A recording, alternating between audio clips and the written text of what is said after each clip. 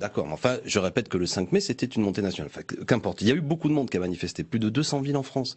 Vous prenez l'exemple de Montpellier, vous prenez l'exemple de Toulouse, vous prenez dans beaucoup de villes, il y a eu, et Marseille, vous l'avez montré, des cortèges très significatifs. Au même moment, on a un sondage, par exemple, qui nous dit que 57% des Français sont en désaccord, sont mécontents de la politique d'Emmanuel Macron. Nul ne peut nier aujourd'hui qu'il y a un mécontentement général sur les retraités, les jeunes, les fonctionnaires, les cheminots, etc. Donc c'est ça l'état d'esprit qui est en train d'avoir lieu. Et ce qui est d'intéressant, au-delà du fait que la marée est en train de monter, que vous le vouliez ou non, c'est que... Tout le monde ne dit pas ça, Alex Corbière. Non mais j'ai bien compris, mais évidemment... Non, mais Clémentine Autain, par exemple, dit, bah oui, c'est un début, il faut... Les chiffres.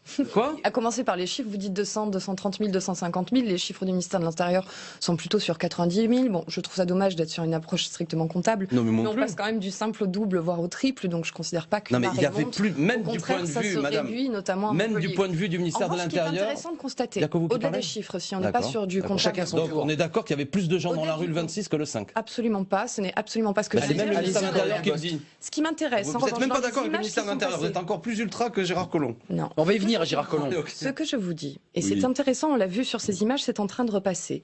Ce que je constate, et ça c'est beaucoup plus inquiétant, c'est qu'il y a une tournure nouvelle dans ces manifestations, enfin qui était naissante et qui prend de l'ampleur et qui, à mon sens, est tout sauf démocratique et tout sauf républicaine. C'est la violence des images, la violence des propos. On a vu le président de la République à la fois... qui brûlent. Voilà, alors il y a les effigies, il y a les images qui sont quand même certaines dramatiques et catastrophiques. On pense notamment à celles qui font allusion à des propagandes dangereuses de la pire époque de l'humanité. Moi je trouve ça absolument scandaleux et loin d'être une cause à porter d'arriver à ce type de manœuvres, et aussi tout ce qui a été affiché du type faisons la ZAD partout, soyons contre tous les policiers. Alors quand il y a des attentats, on les adore, et puis quand il y a des manifestations, c'est pas bien de faire ça. Hein. C'est pas bien de faire ce que vous êtes en train de faire. C'est ce que vous faites dans les manifestations. Vous savez, je vais vous dire, dans un stade de foot, vous allez des fois dans un stade de foot. Est-ce que vous allez des fois dans un stade de foot, madame? Madame, est-ce que vous allez des fois envers le président de la République? Dans un stade de foot, vous avez 50 000 personnes qui se rassemblent. Je ne comparerai pas la démocratie à un match de foot. Alors là, sincèrement, je vous suis pas dès le départ sur la métaphore. Non mais attendez, je vais vous dire. Vous l'avez déjà utilisé la métaphore. Je vais quand même la dérouler. Chacun son tour. Terminé. Et pour Yann Hirschay. Culturel. Si vous avez quelqu'un qui dit une bêtise, les gens sont quand même là pour autre chose. Les gens n'étaient pas là pour ce que vous dites. Alors que vous utilisiez. Non, c'est absolument ce qui circule, c'est ce qui est dit. Mais ce qui circule dans les manifestations, ce qu'il y a dans les images, regardez absolument toutes les images sont là-dessus. Les téléspectateurs ne comprennent rien, madame. Il y a plusieurs panneaux. Il y a plusieurs panneaux, on en a vu plusieurs rien que dans le petit reportage. Ça a duré 5 minutes où on parle de l'effigie qui a brûlé. C'était pas samedi, il y a eu cette image et vous avez dû réagir. Monsieur Corbière, moi je comprends que vous en ayez honte, mais dites-le que vous ne cautionnez pas ça. J'ai honte de vous, de la manœuvre. Dites-le que vous ne cautionnez ni ces images, ni les effigies, ni le fait de les brûler. Vous le cautionnez ou pas? Vous dites, ça me choque? Reconnaissez-le, c'est choquant. C'est absolument pas démocratique. Les gens qui manifestent, ils manifestent parce qu'ils ne sont pas d'accord avec le fait que vous avez supprimé l'ISF. Ils ne sont pas d'accord avec le fait que vous supprimez ça. Je ne respecte pas, monsieur Corbière. Chacun son tour. Les gens, ils manifestent pas pour dire qu'Emmanuel Macron... Ce que je ne respecte pas, et ne préjugez pas de ce que je respecte pas, ce que je ne respecte pas, c'est la violence. Et c'est la seule chose que je vous ai dit. Donc vous condamnez ces méthodes, vous condamnez ces effigies, vous condamnez les appels à la violence dans les manifestations, vous condamnez le phénomène des Black Blocs. Réponse très courte, s'il vous plaît. Alors, madame la professeure, je vais lever le doigt, je vais prendre la parole. D'accord? Je vous ai pas attendu et je l'ai fait dès samedi. Dès samedi. Donc si vous suiviez un peu le débat, je suis le premier à le dire. Donc votre manœuvre, vous répétez que ça, je vous dis, les gens, quand on supprime par exemple 5 € quand on touche l'APL, 6,2 millions de Français les plus modestes. Vous ne répondez pas à la question. C'est que c'est pour ça que les gens manifestent. Vous n'écoutez pas ce pourquoi les gens manifestent. Vous prenez un crétin avec un panneau et vous dites ouh là là, regardez le diable, et je n'écoute pas, c'est que des violences. Mais c'était pas qu'un seul. Enfin, pardon. Je peux vous répondre sur les 5 €, mais c'était absolument pas le sujet qui était abordé. Oui, mais c'est ça qui est important, les gens. Je comprends que vous soyez gêné pour répondre à la question. Ah mais je suis pas gêné. Non mais c'est un dialogue de sourds. Vous n'écoutez pas et vous sortez. Vous écoutez un exemple et vous dites regardez, lui il a dit une bêtise, il y a des bêtises qui ont été dites et du coup vous ne répondez pas pourquoi les retraités. Plusieurs, monsieur Corbière. À Montpellier, quand il y a eu les manifestations sur les universités, on a eu 48 interpellations. On a eu tous les commerçants du centre-ville qui se sont fait fracasser leurs vitrines. C'est pas une fois, c'est pas une image, c'est pas une action. Absolument pas. Je suis en train de vous dire qu'il y a des casseurs qui se mêlent aux manifestations. Et ça, c'est une réalité. Vous ne pouvez pas le nier. Parce que peut-être que Gérard Collomb est un mauvais ministre qui n'arrive pas à maîtriser. Et que parfois ça confine à une confusion des gens. Il y a de la passion tous les deux, mais est-ce que vous êtes d'accord avec Gérard Collomb qui dit que c'est même le droit de manifester qu'on vous a remis en cause? Je vous donne des faits. Oui, Amir Chahi, parce qu'on avait cette petite phrase de Gérard Collomb, puisque on est déjà sur le terrain, mais je voudrais d'abord tous les deux vous entendre. Si, regardez ce que dit le ministre de l'Intérieur. C'est sur BFM, dans le cadre d'une interview en direct où il est amené à réagir. Si on veut garder demain le droit de manifester, qui est une liberté fondamentale, il faut que les personnes qui veulent exprimer leur opinion puissent s'opposer aux casseurs et ne pas, par leur passivité, être complices de ce qui se passe. Ça a suscité un vif débat. On l'a introduit ce débat. Vous disiez ce soir que c'est déclaration. c'est très grave. Coralie Dubosc, On va juste pas l'instrumentaliser tout de suite. d'abord un mot, non, parce mais que vous avez démarré le débat sur la notion de radicalisation. C'est-à-dire que ce mouvement social s'effrite, mais il se radicalise. Vous donnez raison au ministre de l'Intérieur ou vous dites qu'il est allé un peu loin? Je Parce pense que qui déjà, doit il gérer? faut expliquer cette phrase. Je pense qu'il faut l'expliquer, ce qui est dit là-dedans.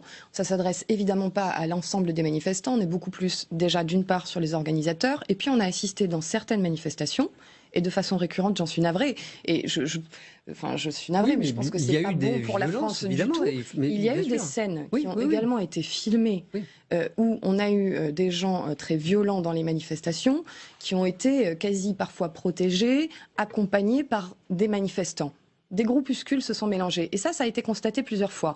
Donc c'est normal que le ministre de l'Intérieur rappelle de ce point de vue-là. Après, on n'est pas en train du tout, par cette phrase, de condamner l'ensemble des manifestants. Et je suis d'accord avec vous. Il faut entendre... Attendez, je finis mon propos, s'il vous plaît. Je suis d'accord avec vous. Je pense qu'il faut entendre ce que les Français ont à dire pour ceux qui ont réellement des angoisses. Pour ceux qui ont des angoisses, pour ceux qui ont des inquiétudes.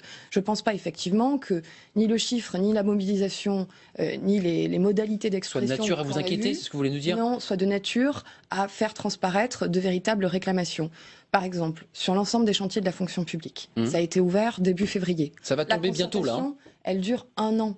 Ils sont en train de dialoguer. L'ensemble des syndicats dialoguent avec Bercy. Toutes les concertations multilatérales se sont ouvertes. Tous les chantiers ont été ouverts. 4 chantiers à l'initiative du ministre, 3 chantiers à l'initiative des syndicats. Et un rapport d'experts qui va tomber. Je pense que c'est normal qu'on n'ait pas de manifestation à ce jour qui soit ni massive, ni d'ailleurs avec un propos cohérent. Moi, ce que je vois de ces images et ce que j'entends sont plutôt des propos incohérents et décousus. Parce que le dialogue social est en cours. Je suis navrée, il y a des propos incohérents et décousus parce que tout simplement les réformes n'ont pas abouti, les concertations Alexis ne sont pas Corbière. terminées. Elles ne sont pas terminées, Chacun votre elles tour. sont en cours. Et il est tout à fait normal que pendant le temps où c'est en cours, les gens discutent, regardent et ne soient pas dans le consentement absolu. Cette phrase du Non, mais ministre de l'Intérieur, un mot. Moi, je vous assure, je ne suis pas d'accord avec vous, mais ce que vous dites est cohérent. Les gens, ce que nous disons est cohérent. Vous n'êtes peut-être pas d'accord avec les manifestants, mais de grâce, ne dites pas que c'est des gens Quand incohérents. vous dites la ZAD partout, quand vous voyez les banderoles ZAD partout, vous trouvez ça cohérent avec les réclamations? Vous ne voulez pas, s'il vous plaît, écouter ce pourquoi les gens manifestent et pas... C'est une banderole qui entourait toute la statue de la place de la République. Excusez-moi, mais c'était en grand, c'était immense. Il y a un propos. Ça n'a pas été enlevé par les organisateurs de la manifestation. Vous savez très bien ce contre quoi les gens manifestent. Vous êtes d'accord? Arrêtez de jouer avec ça. Mais je les joue gens ils pas. manifestent C'est le contre la réel. suppression Je de joue pas, 120 c'est 000 le postes de réel. fonctionnaires. Vous l'entendez ça? C'est cohérent Ça de aussi, vous on dire peut en ça. discuter Mais sans oui, bien sûr. difficulté. D'accord, Mais c'est quand même beaucoup. C'est le premier plan de licenciement. chacun son tour. Sinon, vous savez, vous restez toute seule. Non, mais À la Macron, toute seule. c'est la première fois qu'elle vient, on va pas la faire partir tout de Non, mais suite. d'accord, mais elle est forte déjà. Elle s'est occupée, il y a quelqu'un qui parle. Mais enfin, vous étiez choqué par le propos de M. Amir Chahi, qui vous dit les possédants.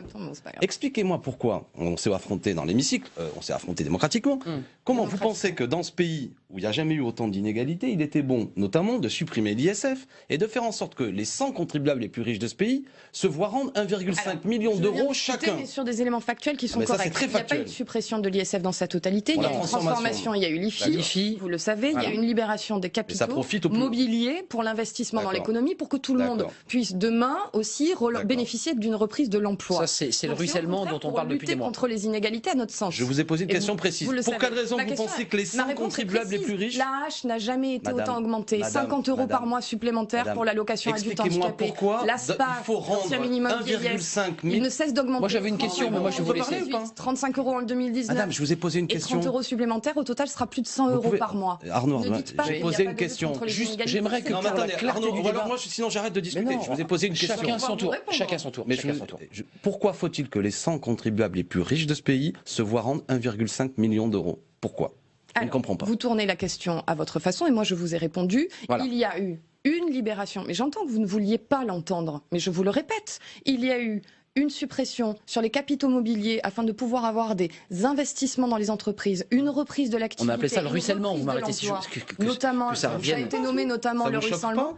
Ce qui ne me choque pas, c'est que quand je parle avec des patrons notamment de TPE-PME, ils me disent c'est compliqué d'embaucher, pourtant j'en aurais besoin. Les TPE-PME, c'est pas les 100 contribuables les plus riches. Je ne vous parle pas que des 100 contribuables les plus riches. Moi je vous parle d'eux. En l'occurrence, d'accord, bon, vous ne répondez pas à ma question. Juste, vous m'autorisez, Coralie Dubosc, à poser une question, juste qu'on reste une seconde, parce qu'on est déjà passé sur les 120 000 fonctionnaires et sur le débat des impôts. Vous passez votre temps à contredire et à réfuter des faits qui sont relatés, c'est dommage. Autant qu'on avance un petit peu Qu'est-ce dans le débat. qu'il conteste Un peu moins de qu'on avance suffisance. Mademoiselle, une question. Alors, vous savez qu'en matière on de dit lutte pas. contre les discriminations, Je sais, on je ne dit sais. plus mademoiselle, on dit Je madame sais. dans tous les cas. C'est Et bien. je vous remercie m'avez de bien prêter mouché, attention. je m'excuse. Et la Non mais vous, je suis pas vexée. juste un poil. On n'est pas d'accord tous les deux, mais pas tout le temps avec ce ton condescendant que je suis un imbécile, que c'est Vous incohérent. contredire n'est pas forcément. Non mais la condescendant. formulation de Michel Noblecourt, je connais quand même Jean-Luc Mélenchon. Je lui disais, Mélenchon n'a pas exprimé les choses comme ça. Je peux connaître un peu mieux mon Mélenchon que vous. Est-ce que je dis? Enfin, c'est pas très grave. La jonction des luttes, la convergence des luttes, ça n'a jamais été. Non, mais on n'a jamais dit c'est formidable, c'est de fait. gravité. C'est ce que je voulais vous dire. Qui a été fait à la reprise du rapport Borloo, qui a été finalement très peu utilisé par rapport aux propositions qui étaient assez innovantes, décapantes de Jean-Louis Borloo. Alors, il y a plusieurs choses. Déjà, sur cette jeunesse qui se politise, moi je pense que la jeunesse, y compris des quartiers populaires, a depuis très longtemps été politisée. Là, elle se mobilise, elle s'est manifestée dans ces mouvements cette fois-ci, ce qui se faisait moins. En revanche, moi, ce qui m'intéresse plus, c'est d'aller à leur rencontre, et je vais le voir, et j'ai d'ailleurs pas attendu d'être élu pour aller les voir, pour aller à leur rencontre, pour aller à la rencontre des acteurs associatifs dans les quartiers prioritaires. Ce qui est fou, c'est que ce sont des endroits où il y a un tissu associatif et des acteurs de terrain qui sont extrêmement dynamiques, extrêmement vivants. Une vie incroyable. Ce qui nous manque, je pense, dans ces quartiers, et je dis, pardon, automatiquement nous, parce que je suis moi-même issue de quartiers populaires de Montpellier, quand bien même je venais d'une famille plutôt bourgeoise, mais nous étions dans les quartiers populaires, j'ai grandi dans ce milieu-là, et ce qui manque, je pense que c'est véritablement une valorisation des acteurs de terrain. Il s'y passe énormément de choses intéressantes, notamment la valorisation des associations, et ça doit se faire dans aussi une bonne coordination entre les collectivités territoriales qui les accompagnent. Jean-Louis Borloo proposait de créer un ENA parallèle pour faire en sorte que toutes ces richesses, cette énergie, ces talents puissent être exploités et qui puissent servir la France. Sur le plan Borloo, vous pouvez déclarer tous les plans Marshall que vous voulez sans sur le plan argent, Borloo vous et faites les rien. annonces qui ont été 50 faites par le milliards, président de la Oui. République, moi je peux vous dire que j'ai reçu énormément de messages de personnes venant des quartiers populaires, notamment de Montpellier, qui étaient plutôt tout à fait en accord avec ce discours et qui disaient enfin un président qui nous dit la priorité des priorités, c'est que le droit commun vous soit accessible. C'est pas normal qu'encore aujourd'hui, on ait des difficultés justement en matière de logement, en matière d'emploi, et vous le disiez, et à juste titre, moi je pense que la lutte contre les discriminations dans les quartiers populaires, c'est véritablement une priorité. Le droit existe en la matière, mais il n'est pas suffisamment efficace, il n'est pas suffisamment mobilisé. On sait qu'on a une problématique d'accessibilité à ces droits. Mais il y a quoi C'est un dans très le vieux plan sujet, mais il faut annoncé par réagir. le président de la Mais il y a les République? emplois francs, il y a le dispositif l'emploi franc par exemple qui a été lancé en expérimentation sur plusieurs territoires et qui sera généralisé s'il est pertinent. Concrètement, pour ceux qui nous regardent, Je voudrais juste me permettre, je vais le dire avec un peu de polémique, mais pas par esprit de polémique à votre égard. bien sûr. C'est un peu le vieux monde. Les emplois francs, c'est comme je crois que c'était un truc de Madame Juppé. Juppé. Non, mais ce que je veux dire, c'est qu'il n'y a pas beaucoup C'était les zones d'imagination. franches, pour être Au précis. fond, C'est l'inverse de la l'inverse, Emmanuel j'entends Macron, il avait quelque chose, à mon avis, à jouer, mais il ne pourra pas le faire pour plein de raisons qui sont liées aux contradictions qui traversent sa politique. C'est que lui est une culture de la réussite individuelle. Je ne dis pas ça pour mépriser, c'est quelqu'un qui pense que la réussite individuelle c'est important et qui a toujours considéré qu'il y avait quelque chose à jouer dans des territoires où il y a le chômage de masse, puisque comme on ne propose pas de boulot aux jeunes, ils vont se le créer eux-mêmes. Donc ils vont être chefs d'entreprise, etc. Il y a quelque chose qui Non, il n'y a construit. pas que cela. Je ne dis pas qu'il y a que cela. La réussite individuelle qui est aussi facteur de rôle modèle collectif. Je ne dis pas le contraire. C'est absolument pas de déconnecter la réussite Oui, individuelle. c'est la vision philosophique du monde. Je pense que vous avez une interprétation qui est un petit peu biaisée, mais Derrière. j'avais pas fini mon propos liminaire parce qu'il n'y Non, avait mais pas que les c'est pas emplois un propos francs liminaire, puisqu'on c'est un répond. propos qui se termine, hein, parce que là, attention, mais c'est vous faites important peur, hein. parce que vous dites qu'il n'y a que Propos les emplois liminaire, ça fait francs, peur, il n'y a pas que. Oui, mais le plan Borloo, il est quand Ah non, même. mais d'accord, il y a il y a pas pas grand-chose. Du grand-chose. président de la République en Il y a matière de 30 000 quartiers stages populaires pour sont des jeunes de beaucoup plus larges. 3e. Alors vous avez 30 000 stages, vous avez 30 000 places en crèche, ça c'est quand même on fondamental parle de aussi 15 pour que millions les de mamans puissent personnes, retourner notamment et dont se 6 libérer millions du de temps pour pauvres. trouver un travail. Vous avez le testing des grandes entreprises et la dénonciation, ce qu'on appelle le name and shame, qui à mon avis est une première étape importante et je suis absolument favorable aussi à ce qu'on Ça appelle le coûte pas name cher. and On est shine, d'accord. qui soit aussi la valorisation des entreprises vertueuses parce que souvent, très souvent, il n'y a qu'un cap à passer pour que ces discriminations, qui la plupart du temps sont inconscientes, soient déverrouillées. Et donc Ok. on peut faire tomber les stéréotypes. Donc ça coûte pas cher, on est d'accord. On est Ça coûte d'accord. pas Ça une coûte pas fortune, le et ce budget sera de Borloo. efficace. Ce sera très efficace, ça l'a été en matière de lutte contre les discriminations femmes-hommes. Est-ce que vous pensez que, par exemple, ce que vous dites, On termine ce c'est volet, une j'aimerais qu'on réponse, parle des que cheminots. peuvent entendre les quartiers populaires qui étaient dans la manifestation. On en discute, bien sûr. On en discute, les quartiers populaires. J'y étais aussi il n'y a pas longtemps pour discuter d'Europe. Ils avaient envie qu'on en parle d'Europe. Ils nous ont posé des questions qui étaient extrêmement pertinentes sur le devenir de l'Europe, sur les enjeux européens. Ça, c'est un propos conclusif, il n'est pas liminaire celui-là. Oui, non, bien sûr, c'est plus important. Non, mais il y a plusieurs réponses. Il n'y a pas une réponse à apporter. Ce qui n'est pas normal, c'est qu'on ait un recul total du droit commun. Alexis Corbière, Montreuil. Oui, Montreuil et Bagnolet, la cité de la capsulerie dont on a beaucoup parlé. On avait parlé pour des problèmes d'insécurité. Il y a un problème, notamment, vous avez 2 ascenseurs dans 2 tours qui ne marchent pas. Vous avez des gens âgés qui ne descendent pas. Les problèmes des OPH qui sont pris à la gorge par manque de moyens. Donc, j'évoquais tout à l'heure, pour que le débat soit un peu précis, quand il y a la baisse des APL et qu'on demande aux offices d'HLM d'encaisser en quelque sorte cette baisse des APL, de baisser des loyers, c'est moins de moyens pour les offices HLM, moins de moyens de réparation. C'est très concret. Mais vous avez probablement voté l'article 52 du PLF qui permettait justement de redynamiser la capitalisation sur certains organismes pour les logements sociaux, ce qui permettait de refavoriser et de contrebalancer. Vous êtes en train d'affirmer sur ce plateau télé que les offices HLM n'ont pas vu leurs moyens diminuer ? Elles ont vu, il y a une progressivité dedans, il y a eu un changement de bascule sur la capitalisation et sur la façon d'investir. Madame, vous êtes députée. Sur ce plateau télé, vous allez dire que les offices HLM n'ont pas vu leurs moyens diminuer ? Alors, vous êtes en train de réduire mon propos. J'ai dit qu'on a changé le mode de capitalisation, mais qu'il y a eu de nouvelles ouvertures, et notamment pour permettre qu'il y ait plus d'accessibilité qu'à le parc. C'est 3 millions en moins pour les offices HLM, ce que vous avez fait, par exemple. Non, pas du tout. Il y a eu une augmentation, par ailleurs, sur la TLS2H. Alors là, ça devient très technique. Non, mais c'est très. C'est sur les acronymes incompréhensibles. Ça pose quand même des problèmes qui sont concrets. Quand par exemple le président de la République demande à ce qu'il y ait des polices municipales, par exemple, les baisses de dotation publique des communes. Moi, par ailleurs, je suis contre le principe. Je suis plutôt pour police nationale. Mais les communes n'ont pas de moyens pour développer des polices municipales, y compris. C'est surtout la police de sécurité du quotidien qui a été déployée. Merci madame. Je me suis mobilisé avec le maire de Bagnolet pour notamment que nous ayons plus de moyens à la capsulerie. Vous les avez eu ou pas ? Non, je ne les ai pas obtenus. Gérard Collomb, faites-lui passer le message, ne veut même pas me recevoir. Quand je demande qu'il y ait des effectifs. En plus, le quartier. Il y a plein de messages qui passent ce soir, c'est impressionnant. Non, mais ce que je veux dire, madame. La police de sécurité du quotidien et que les habitants. Pas polémique avec vous parce qu'on est tous les deux des militants. J'ai envie de dire, c'est trop tard. Je vous respecte. Non, mais je veux dire, il n'y a pas, depuis tout à l'heure, le ton monte entre nous, ça sert à rien. Ouais. Mais le ton ce que monte je veux pas, dire, c'est que je vous assure que très concrètement, dans beaucoup de quartiers, et ce que disait pour Yamir Chaïta, c'est juste, et il l'a bien dit, je vais pas. Mais il y a un sentiment de mépris, mais c'est pas que votre faute, hein, qui vient de loin. Non, mais dans le sens où ça vient de loin, et il faut le comprendre. Et à travers les comités Adama, et ce qui est en train d'avoir lieu est une manière, on va voir ce que ça donnera, d'une volonté de réappropriation de leur destin, une volonté de la part de beaucoup de gens, y compris d'être sans doute candidats et eux-mêmes en responsabilité de ne pas le déléguer. D'être entendu. Qui est intéressant. Coralie Dubosc. On est ravis de ça. On est ravis que la société civile s'engage en politique. C'était tout le message quand on a créé En Marche, et c'est pour ça qu'on a plus de 250 députés aujourd'hui qui viennent précisément de la société civile. Oui, mais par exemple, alors, un phénomène comme je disais, nouveau. ils ont des revendications. Par exemple, le récépissé pour les contrôles de police. Contre quoi vous étiez, nous, quand on a fait notre PPL. Vaste débat avec Manuel Valls. Il y a des choses concrètes. On peut pas seulement dire c'est formidable ce que vous faites. Enfin, le débat a eu lieu sous François Hollande, Alexis Corbière La aussi. contradiction est démocratique, j'ai aucune difficulté. Non, mais ce que je dirais, écoutez ce qu'ils disent. C'est pas seulement des gens qui disent. Michel Leblecourt, ça va vous intéresser, c'est une des échos, vous l'avez peut-être vu. L'horizon social se dégage pour Macron. Voilà, c'est intéressant. Vous allez dire que je passe des quartiers à ce sujet, mais ça, c'est les échos. Et il dit que l'exécutif, peut-être allez-vous le confirmer ce soir, dit bon, voilà, on va tourner la page du mouvement social, du conflit social SNCF, parce que c'est terminé. Ouais. La dette a été en grande partie, Michel Leblecourt, reprise par le gouvernement. La convention collective est en train de s'écrire en ce moment même. Est-ce qu'il y a encore lieu, Michel, à poursuivre ce mouvement? Parce que c'est vrai que les organisations syndicales, là aussi, le front n'est pas uni. Est-ce qu'on est en train de terminer le mouvement là? Je ne suis pas le porte-parole des organisations syndicales. Bien sûr. Donc, c'est pas à moi de dire si elles doivent continuer ou si elles doivent arrêter la grève.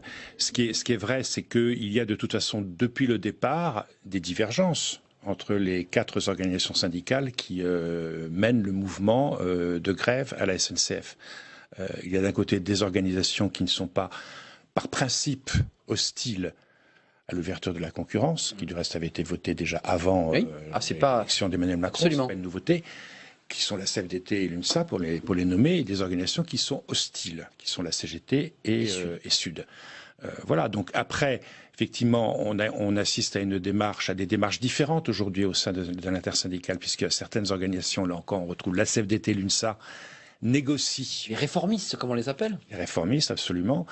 Négocient avec le gouvernement sur des amendements, donc pour le texte, lorsque le texte va venir au Sénat, et ont obtenu d'ores et déjà qu'un certain nombre d'amendements qu'ils ont proposés soient retenus. Ça se passe du côté du Sénat, là, maintenant. Voilà, alors que la CGT et l'UNSA et SU ne sont pas rentrés dans cette démarche de co-élaboration. Coralie Dubosc, Pour cette question du mouvement social, parce que certains élus ici sur ce plateau et ailleurs expliquent que ce mouvement social, cette grève, gêne évidemment les usagers, les familles. Est-ce que vous avez le sentiment qu'elle n'ira pas au-delà de juin? On va entendre Guillaume Pépi dans quelques instants qui dit il faut arrêter ce mouvement avec la division syndicale qu'on évoque. C'est-à-dire qu'il y a la CFDT et l'UNSA qui sont dans la négociation, puis il y a deux syndicats qui sont dans une forme de radicalité.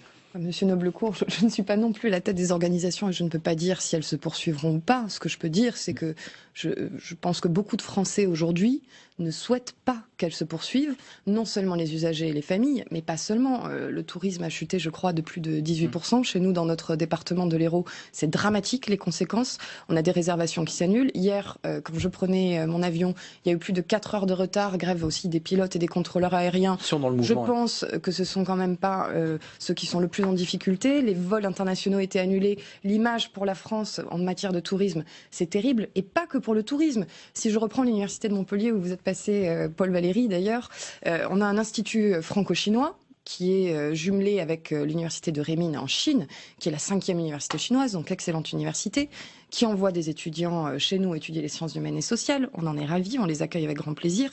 Le résultat de ces mouvements, de ces grèves à répétition, etc., les images qui sont diffusées à l'étranger, ça effraie, mais pas seulement, mais l'ensemble, ça effraie, ça donne l'impression d'un chaos.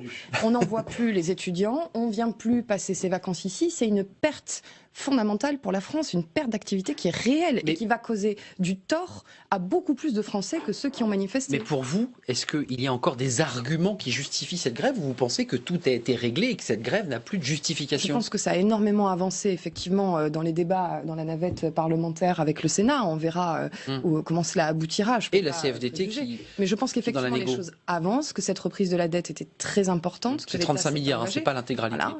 Mais 35 milliards, c'est conséquent. Donc je pense qu'il y a manifestement des efforts considérables qui ont été faits pour essayer de rendre satisfaction à ceux qui entraient dans la co-construction et la concertation, et que désormais, pour l'ensemble du pays, et là vraiment je parle à titre collectif et pas intérêt individuel, pour l'ensemble du pays, il serait important qu'on puisse passer à autre chose. Alexis Corbière, est-ce que ce mouvement, il faut le poursuivre? Est-ce qu'il faut l'amplifier? Parce qu'il y a ce débat qui était posé à travers la manif du 26, c'est de cette marée, ce front populaire, agréger les mécontentements. On a évoqué les chiffres en début d'émission, la réussite, voilà, c'est cette manif. Est-ce que vous pensez qu'il faut la poursuivre, cette grève? Parce qu'il y a deux dossiers qui vous attendent, le débat des retraites, les négociations commencent, et puis évidemment la réforme de l'État et de la fonction publique, qui sont là aussi des thèmes sur lesquels vous allez réagir. Mais moi, je pense qu'il est légitime de protester contre ce gouvernement, que c'est un système démocratique. Donc vous poursuivez la grève, il faut la poursuivre. C'est une vie démocratique qu'on connaît, c'est-à-dire que la démocratie, c'est pas seulement voter pour moi et rendez-vous dans 5 ans. Il y a le droit de grève, le droit de manifester, le droit de pétitionner. Mais est-ce que là, à l'instant où je vous parle, il faut la continuer? Moi, je pense que pour la SNCF, je n'ai toujours pas compris pour quelle raison. Il fallait remettre en correspondance le statut des cheminots. Je ne sais pas, ça n'apportera rien, ça ne réglera pas le problème de la dette. Et j'affirme qu'il n'est pas bon qu'on mette les trains en concurrence, parce que ça aura pour conséquence qu'il y aura sans doute les lignes juteuses qui vont être convoitées par des groupes notamment étrangers, et nos petites lignes de province dont on a besoin, qui sont moins rentables, ce sera le contribuable qui les aura sur le dos, et à terme on vous expliquera qu'il faut les fermer. Donc je dis que pour les usagers, pour l'intérêt général, cette réforme n'est pas bonne, c'est ce que je pense. D'accord. Voilà. Par exemple, mais est-ce que la grève est un outil qui va permettre au gouvernement de faire plier? Moi je vais vous dire une chose, hier soir j'étais au cinéma pour aller voir le film En guerre avec Vincent Lindon de Brisé. L'histoire d'un ouvrier qui rentre en conflit. Mais film magnifique, allez le voir, je dis ça pourquoi? On a le droit de ne pas être d'accord avec la grève. On a le droit de ne pas être d'accord avec la grève. Mais ce que nous montre ce film, c'est combien ceux qui font grève ne jouent jamais. Ce n'est pas par jeu qu'on perd des journées de salaire. Ce n'est pas par jeu qu'on se met en danger, y compris personnellement. Il n'y a pas une mise en cause sur le donc, jeu. Ce que je veux dire, on entendait Air France, des salariés d'Air France, par exemple. Vous disiez en ramenant uniquement le problème. Je ne parle pas de jeu, je parle de difficultés concrètes pour les usagers, par exemple, les touristes, la difficulté, les commerçants, les hôteliers, les restaurateurs. Très bien. Une économie, un écosystème. Une grève, à un moment donné, est un moment... Mais un peu de mobilisation. Ça a des conséquences pour tout un ensemble de personnes. Je parle de la collectivité. D'accord. Donc si des gens en arrivent au point de perdre des journées de salaire, de se mettre en danger, c'est qu'ils jugent notamment que leur outil de production, leur service public. Ils font perdre des journées de salaire à d'autres personnes qui Non, n'ont ça a pas des effets choisi indirects, carrière, qui ne sont pas Juste forcément pour Yann d'accord Mirchaï, avec écoutez lui. juste Guillaume Pépi, c'était vendredi à l'issue d'une négociation, d'une dernière rencontre avec le Premier ministre. Guillaume Pépi qui est à la tête de cette entreprise, écoutez ce qu'il dit. Pour lui, eh bien, il est temps, il ne le dit pas comme ça, bien sûr, mais de reprendre le travail. C'est Parce le que patron, c'est classique. Bien sûr, Je bien connais sûr. pas beaucoup de patrons qui disent continuez la grève, les gars. Écoutez sur ce lancement d'Alexis Corbière, du président de la SNCF. Les syndicats les plus réformistes se sont plaints de la On se méthode. base pour dire que les syndicats ne sont pas bien traités. Je me souviens notamment, pour exemple, de la part du président de la République, quand il est entré en fonction en tant que président de la République, la première chose qu'il a faite, les premières personnes qu'il a reçues à l'Élysée, c'était des concertations syndicales. Il les a tous reçues. Et ils ont discuté. Ça a tout il a commencé son mandat comme ça. Il a commencé son mandat de cette façon-là. Donc moi, je suis loin d'y voir du mépris. Et je ne sais pas de ce je vous réunis. Non, quel que soit ce que vous me dites, je le ferai. ferai. On l'a régulièrement. Ça n'avait pas Concertation ou négociation. Mais voilà. parce que c'est Ils s'en ça, la plaignent sur ce méthode, mot. précisément. C'est pour ça que je ne comprends pas, si vous voulez, cette critique, et je ne vois pas ce qu'il y a de factuel là-dessus. On n'a jamais eu autant de concertations. Chacune des lois menées par les ministres se fait sur la base méthodologique de la concertation, de la co-construction. C'est évidemment ce qui est fait dans chacun des textes, c'est ce qui est fait dans Action publique, et je le répète, l'ensemble des syndicats y participent. Parce que Où les est deux le dossiers mépris qui vous attendent, Où est le Coralie mépris Dubost, Non, mais les retraites et la fonction publique, c'est pas Il faut le rien. dire très sérieusement, où est le mépris quand l'ensemble des syndicats construisent pendant 1 an une réforme de la fonction publique qui prend tous les champs, y compris aussi le sens, la portée, la mission de service public, Madame, les chantiers qui sont demandés bien. par les vous syndicats. êtes une bonne défenseuse de Non, d'En Marche, mais je crois en la Allez, méthode. noble C'est la cours, il raison faut pour laquelle je me l'entendre. suis engagée. Même Je la crois en cette CFDT et méthode de même l'UNSA concertation. appelaient à manifester. Dernier mot. Tout le monde. Je suis pas sûr que les syndicats aient le sentiment de Voilà. construire depuis un an. Non, mais il faut mener Dernier mot, sortir Alexis des éléments de Corbière. communication. Une discussion avec un C'est syndicat, pas un élément de communication. Vous voulez les dates des réunions mais Vous voulez le justement, contenu des je suis en train réunions, d'aller dans c'est le même sens. public. C'est pas dire C'est voilà, public. à telle date je vous reçois, vous savez, on peut le faire. Hein. Bonjour, je suis ministre, Et le votre contenu, syndicat. je vous ai dit pas Voilà que ce les que je vais dates, faire. le contenu, Les date par responsables date. syndicaux Dernier mot, répondent, parce que monsieur le les- ministre, nous ne sommes pas d'accord. Si le ministre dit c'est comme ça, à prendre ou à Et alors, laisser. quand le ministre accepte d'avancer, par exemple, la concertation salariale pour les fonctionnaires d'octobre à juin, vous considérez que c'est du mépris Il accepte de l'avancer à juin pour prendre Merci, en Vous considération avez les tous remarques les dans la loi syndicats de contre vous dans la finances. fonction Eh bien, on a publique. démarré ce Écoutez, débat. Absolument On le pas. termine Ils sont comme tous on l'a autour de la table démarré. de concertation, et il y a beaucoup de chantiers qui ont été ouverts Merci. à leur demande par le ministre. Coralie Dubost, merci. Vous êtes députée de la République En Marche de l'Hérault. Elle est très forte. Il y a de la pugnacité, il y avait de la passion dans ce débat. Voilà, c'est Alexis Corbière qui l'a inspiré. Ah non, mais député de la France Insoumise de Seine-Saint-Denis. Merci d'être venu sur ce plateau. Merci à Pouya.